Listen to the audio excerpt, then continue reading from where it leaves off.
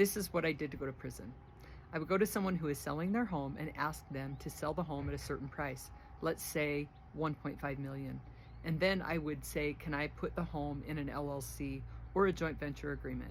Basically, the agreement just says, we're going to pay you this, and anything over and above what I sell the home for, I get back.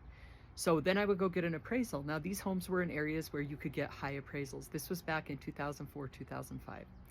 So there were other comps in the neighborhood that appraised at $3 million, so we would go get an appraisal for $3 million.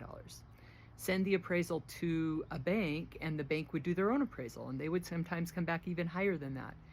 The bank knew that I had paid 1.5, or that the joint venture agreement said 1.5, and we were going to pull cash out of it by having an investor, which there were a whole bunch of people looking for these homes that they could pull cash out of them. And then they would come and do a contract with the joint venture. And the way it worked is $3 million would go to title, $1.5 million would pay off the seller.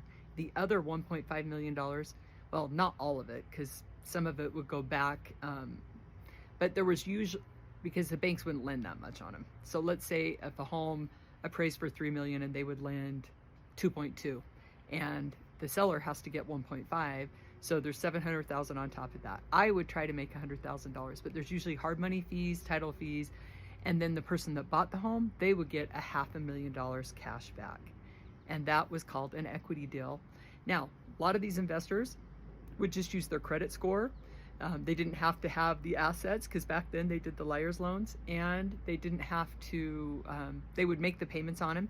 They would say they were going to move into them, but a lot of times didn't, and that's all fraud. If you say you're going to live in the home and don't, if you don't have the assets, even if it says a stated income loan, if you state them wrong, it's considered a fraud.